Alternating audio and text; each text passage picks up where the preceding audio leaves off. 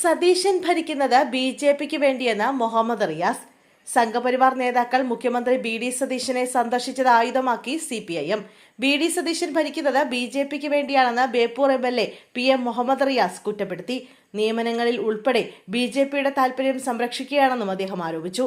50 ദിവസം തികയുന്ന സർക്കാരിന്റെ ഭരണത്തിൽ അവരുടെ നിലപാടുകൾ പരിശോധിച്ചാൽ സി.പി.ഐ.എം ഉന്നയിച്ചിരുന്ന ആരോപണങ്ങൾ ശരിയാണെന്നാണ് മനസ്സിലാകുന്നതെന്നും മുഹമ്മദ് റിയാസ് പറഞ്ഞു. ബജറ്റിൽ പോലും കേന്ദ്രത്തെ കുറ്റപ്പറയാൻ ധനമന്ത്രിക്ക് കഴിയില്ല.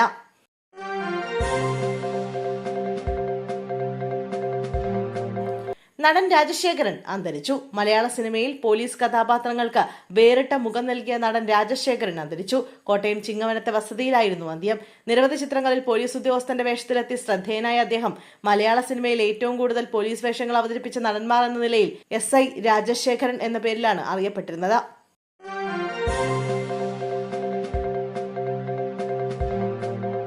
ബീച്ചിൽ കുളിക്കാനിറങ്ങിയ 27-കാരൻ മുങ്ങി മരിച്ചു. തളിക്കുളം സ്നേഹതീരം ബീച്ചിൽ കുളിക്കാനിറങ്ങിയ യുവാവ് മുങ്ങി മരിച്ചു. കോയമ്പത്തൂർ ഉലുവാമ്പെട്ടി തിരുവാണി സ്വദേശി 27-കാരനായ തമിഴകനാണ് മരിച്ചത്. 13 പേരടങ്ങുന്ന സംഘമാണ് ബീച്ചിലെത്തിയത്. അതിൽ തമിഴകൻ ഉൾപ്പെടെ 4 പേരാണ് കടലിലിറങ്ങിയത്. ഉച്ചയോടെയാണ് അപകടമുണ്ടായത്. വൈകിട്ട് 5 മണിയോടെ മൃതദേഹം കരയ്ക്കടിയുകയായിരുന്നു.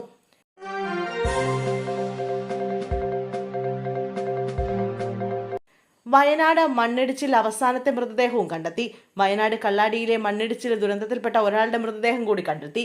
മീനാക്ഷിപ്പുഴയുടെ കരയിൽ നിന്നാണ് മൃതദേഹം കണ്ടെത്തിയത്. ഇതോടെ മണ്ണിടിച്ചിൽ ദുരന്തത്തിൽ മരിച്ചവരുടെ എണ്ണം 8ആയി. പുഴയുടെ വലതുകരയുടെ ചതുപ്പ് നിലത്തിൽ ഫയർഫോഴ്സ് നടത്തിയ തെരച്ചിലാണ് മൃതദേഹം കണ്ടെത്തിയത്. ഹിമാചൽ പ്രദേശ് സ്വദേശി വിക്രം റാണയുടെ മൃതദേഹമാണ് കണ്ടെത്താനുണ്ടായിരുന്നത്. ഇപ്പോൾ കണ്ടെത്തിയ മൃതദേഹം വിക്രം റാണയുടേതാണോ എന്ന് സ്ഥിരീകരിക്കേണ്ടതുണ്ട്. ദുരന്തം നടന്ന് 6-ാം ദിവസമാണ് 8ാമത്തെ മൃതദേഹം ലഭിക്കുന്നത്.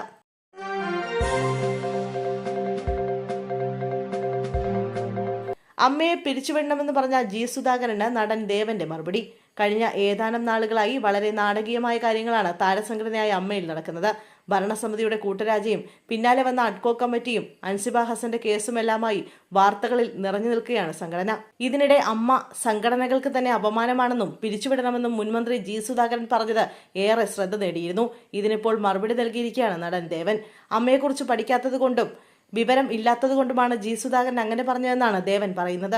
അമ്മയെ പിരിച്ചുവിടണമെന്ന് പറയുന്ന സുഹൃത്തുക്കളായ രാഷ്ട്രീയ പ്രവർത്തകരോടും നേതാക്കന്മാരോടും പറയുകയാണ്, നിങ്ങൾ ശരിക്കും അമ്മയെ പഠിക്കൂ, പഠിച്ചിട്ട് അഭിപ്രായങ്ങൾ പറയൂ എന്നാണ് ദേവന്റെ വാക്കുകൾ. ഒരു പൊതുപരിപാടിയിൽ പങ്കെടുത്ത് സംസാരിക്കുകയായിരുന്നു ദേവൻ.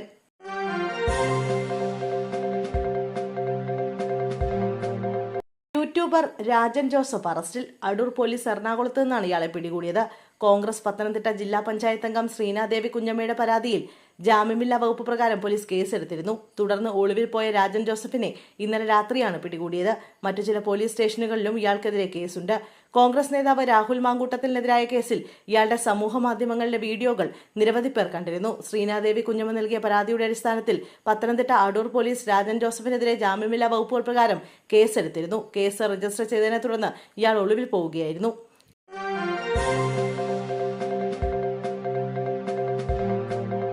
ഗുരുവായൂരിൽ 65-കാരിയെ കിണറ്റിൽ തള്ളിയിട്ട് കൊന്നു. സംഭവത്തിൽ 2 പേർ പിടിയിലായി. ചേലക്കര സ്വദേശി സന്താനവല്ലിയാണ് കൊല്ലപ്പെട്ടത്.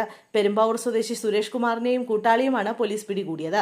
ഇന്നലെ രാത്രിയാണ് വയോധികയുടെ മൃതദേഹം കണ്ടെടുത്തത്. പെരുമ്പാവൂർ സ്വദേശിയായ സുരേഷ് കുമാർ വാടകയ്ക്കെടുത്ത വീട്ടിലേക്ക് ഇന്നലെ സന്താനവല്ലി എത്തിയിരുന്നു. പിന്നാലെ ഇവർ തമ്മിൽ തർക്കമുണ്ടാവുകയും സംഘർഷത്തിലേക്ക് എത്തുകയും ചെയ്തുവെന്നാണ് വിവരം. തുടർന്ന് സുരേഷ് കുമാറും കൂട്ടാളിയും ചേർന്ന് ഇവരെ കിണറ്റിലേക്ക് തള്ളിയിടുകയായിരുന്നുവെന്നാണ് റിപ്പോർട്ട്.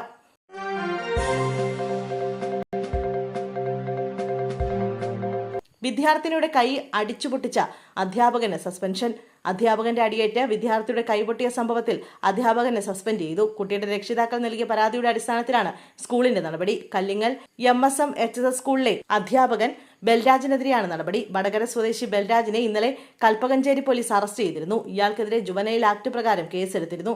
കുട്ടിയുടെ മൊഴിയടക്കം രേഖപ്പെടുത്തിയ ശേഷം അധ്യാപകനെ പോലീസ് കസ്റ്റഡിയിലെടുത്തു. പിന്നാലെയാണ് അറസ്റ്റ്. വെള്ളിയാഴ്ച ക്ലാസ്സിലെ ബെഞ്ചിലിരുന്ന് നോട്ട്ബുക്കിൽ എഴുതുമ്പോഴാണ് പിന്നിലൂടെ വന്ന അധ്യാപകൻ കുട്ടിയെ ചൂരൽ കൊണ്ട് അടിച്ചത്. തുടർന്ന് അടിയേറ്റ കൈകൊണ്ട് തന്നെ കുട്ടിയെ ബോർഡിൽ എത്തിപ്പിച്ചു.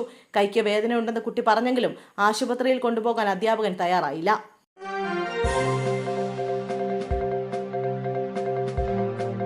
അവയവക്കടത്ത് കേസിൽ ഡോക്ടർമാരിലേക്ക് അന്വേഷണം വ്യാപിപ്പിക്കാൻ ഇഡി. സംസ്ഥാനത്തെ ഞെട്ടിച്ച അവയവക്കടത്ത് കേസിൽ അന്വേഷണം കൂടുതൽ കർശനമാക്കി എൻഫോഴ്സ്മെന്റ് ഡയറക്ടറേറ്റ്. ആശുപത്രി അധികൃതർക്ക് പുറമെ അവയവമാറ്റ ശസ്ത്രക്രിയകൾക്ക് നേതൃത്വം നൽകിയ പ്രമുഖ ഡോക്ടർമാരിലേക്കും അന്വേഷണം വ്യാപിപ്പിച്ചിരിക്കുകയാണ്.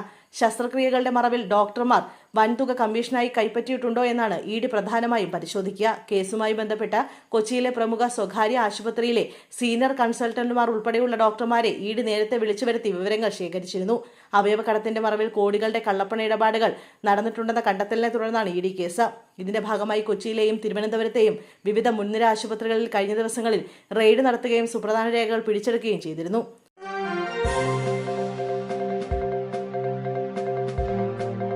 നവകേരള യാത്ര രക്ഷാപ്രവർത്തന കേസ് അട്ടിമറി. അജിത് കുമാറിനെ കൈവിട്ട് ആഭ്യന്തരമന്ത്രി. നവകേരള യാത്രയ്ക്ക് നേരെ കരിങ്കൊടി കാട്ടിയ KSU യൂത്ത് കോൺഗ്രസ് പ്രവർത്തകരെ മുൻ മുഖ്യമന്ത്രി പിണറായി വിജയന്റെ സുരക്ഷാ ഉദ്യോഗസ്ഥൻ ഉൾപ്പെടെ മർദ്ദിച്ചെന്ന കേസ് അട്ടിമറിച്ചതുമായി ബന്ധപ്പെട്ട് ADGP MR അജിത് കുമാറിനെതിരെ നടപടിക്ക് സാധ്യത. DGPയുടെ റിപ്പോർട്ട് ലഭിച്ചാൽ ഉടൻ MR അജിത് കുമാറിനെ സസ്പെൻഡ് ചെയ്തേക്കുമെന്നാണ് സൂചന. ADGP ഓഫീസിലെ 2 SIമാർക്കെതിരെയും നടപടിയുണ്ടാകും. കേസ് അട്ടിമറിക്കാൻ MR അജിത് കുമാർ ഇടപെട്ടതായാണ് പ്രത്യേക അന്വേഷണ സംഘത്തിന്റെ റിപ്പോർട്ട്. ആദ്യഘട്ടത്തിൽ അന്വേഷണ റിപ്പോർട്ട് തിരുത്തിയെന്ന് SIT റിപ്പോർട്ടിൽ പറയുന്നു. അജിത് കുമാർ തങ്ങളെ ADGP ഓഫീസിലേക്ക് വിളിച്ചു വരുത്തിയെന്നാണ് ഉദ്യോഗസ്ഥരുടെ മൊഴി. റിപ്പോർട്ട് തിരുത്താൻ നിർദ്ദേശിച്ചെന്നും മൊഴിയുണ്ട്.